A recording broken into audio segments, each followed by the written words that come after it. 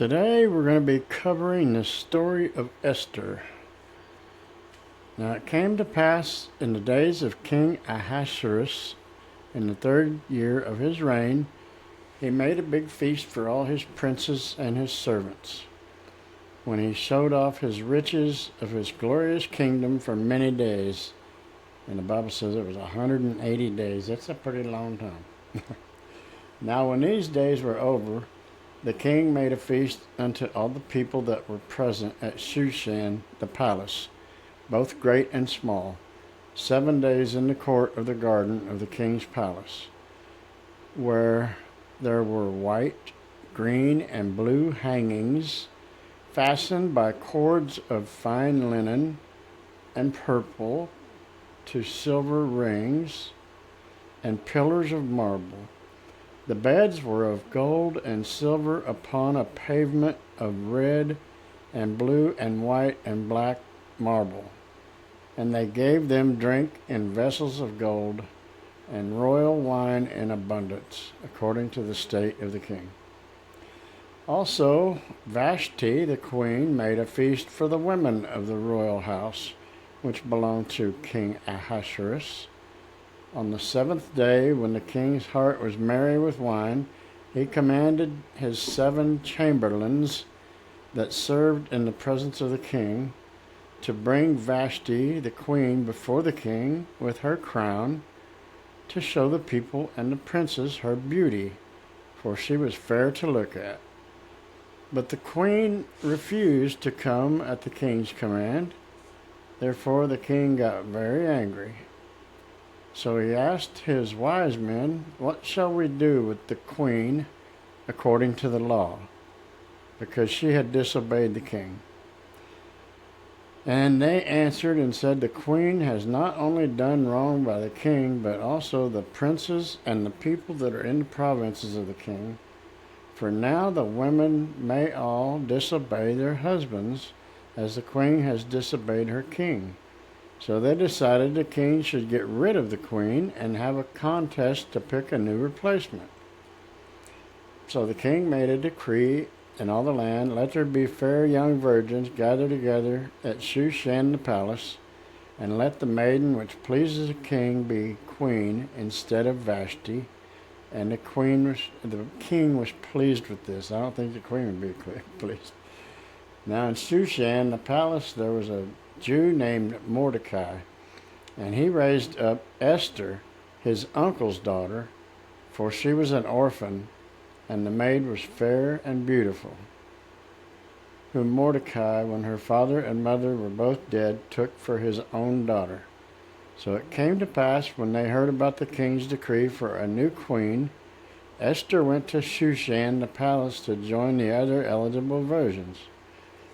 Now Mordecai walked past the woman's house every day to check on Esther and see how things were going. Now the women each went before the king for a year, according to the customs of the day. Now when it was Esther's turn to go in unto the king, Esther obtained favor in the sight of all that saw her, because she was beautiful. Now the king loved Esther above all the women, and she obtained favor and grace in his sight more than the other virgins. So he set the royal crown on her head and made her queen instead of Vashti. And while Mordecai sat in the presence of the king, there were 2 of the chamberlains that were mad at his choice and sought to kill the king. But Mordecai told Esther of the plot, and Esther told the king, and the 2 men were swiftly hung from a tree. After these things the king promoted Haman, and set his seat above the other princes that were with him. And everyone bowed to Haman per the king's orders, everyone but Mordecai, that is. The king's servants asked Mordecai, "Why you disobey the king's commandment?" Now they told Haman about it, how Mordecai did not bow or show him reverence, and Haman was angry. Haman wanted to kick his butt, but he decided against it because Mordecai was a Jew, and Haman wanted to destroy all the Jews. So Haman explained to King Ahasuerus that the Jews were different and did not follow the king's laws. Therefore, it was in the king's best interest to destroy them all. And Haman offered to pay 10,000 talents to whoever did the deed of destroying them. And the king took his ring from his hand and gave it to Haman. Now the king sent letters to all the provinces to destroy, kill, and cause to perish all the Jews in one day, the 13th day of the 12th month. When Mordecai heard this news, he tore off his clothes and put on sackcloth and ashes, which is a weird tradition if you ask me, and went out to the middle of the city and cried with a loud and bitter cry. And in every province where the people heard of the king's commandment, the people were all wearing sackcloth and crying. When the maids and chamberlains came and told Esther, she was exceedingly grieved. Then Esther called for Hatak, one of the king's chamberlains, that was to attend to Esther, and she gave him a commandment to Mordecai to know what it was and why it was. So Hatak went to Mordecai and explained everything to him, how Haman had offered to pay for their destruction. He also gave him a copy of the decree to show to Esther so that she would approach the king and beg him to stop the killing from happening. So Esther sent Hatak again to Mordecai and tell him that anyone who approaches the king without be first called is to be put to death, unless the king holds up his scepter. She said, "Please bring me Mordecai's answer and gather all the Jews that are in Shushan and plead with them to fast and pray for me 3 days, and I will go unto the king, which is contrary to the law, and if I perish, I perish." So after 3 days' fast, Esther puts on her royal apparel and heads to the king's house and stood in the inner court. So when the king saw Esther standing there, she obtained favor in his sight, and the king held out his golden scepter to Esther, and she touched the top of it. Esther said she would like him and Haman to attend unto the banquet that I have prepared for him. So the king told Haman to hurry up and go with him to this banquet. And the king said to Esther at the banquet of wine, "What is thy petition? And it shall be granted thee." And Esther said, "If I have found favor in the sight of the king, and if it please the king to grant my petition and to perform my request, let the king and Haman come to the banquet that I shall prepare for them, and will do tomorrow, as the king has said." Now Haman walked home, and as he passed Mordecai, he didn't so much as stand, and this angered Haman. Haman went and bragged to his friends how the queen invited the king and only him to attend a banquet tomorrow. So when Haman told his friends about Mordecai not standing when he went by, they suggested they build a gallows and publicly hang Mordecai. Now this pleased Haman, and he caused the gallows to be made.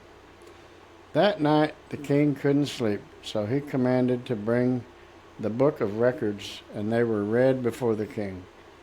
When they read the part about Mordecai telling the king of the plot of his 2 chamberlains wanting to kill him, saving the king's life by warning him, the king said, "What honor and dignity has been done to Mordecai for this?" The king's servant said, "Nothing has been done for him." Then the king said, "Who was in the court?" They answered that Haman was there. Now Haman wanted to speak to the king about hanging Mordecai on the gallows that he had built. So the king let him come in. So Haman came in, and the king asked him, "What should be done to the man that the king would delight to honor?" Now Haman thought the king was talking about honoring him. So he said the king should put a royal robe on him and a crown, and put him on the king's horse and parade him through town, so that all may honor him. So the king agreed and told Haman to carry these things out for Mordecai. With much anger inside, Haman did as the king commanded and carried out the celebration for Mordecai. How rich irony. So now it's time for the king and Haman to attend the banquet the queen had prepared for the king once again, and asked Esther what it is she wanted, and he would grant her request. She said the people of the Jews had been sold to be put to death. The king said, "Who is it that wants to do this evil deed?" And Esther said, "It is Haman." Okay, now Haman is scared to death of the king and queen, rightfully so. Now the king is furious with Haman and asked his chamberlains what should be done with this man.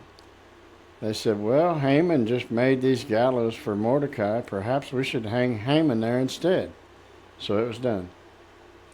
Of course, now Esther pleaded with the king to reverse the orders to destroy the Jews, but the king said he had put in a clause that said it was irreversible. So the king sent out a proclamation to all the provinces, telling the Jews to fight like your life depends on it, because it did.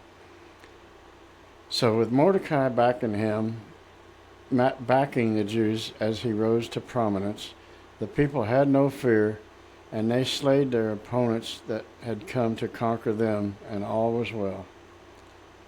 Esther, my friend, is a rock star, and many women today use her as an example of how to live their lives. I want to thank y'all for putting up with me, and I'll see you in a week. Don't forget to share, subscribe, and like.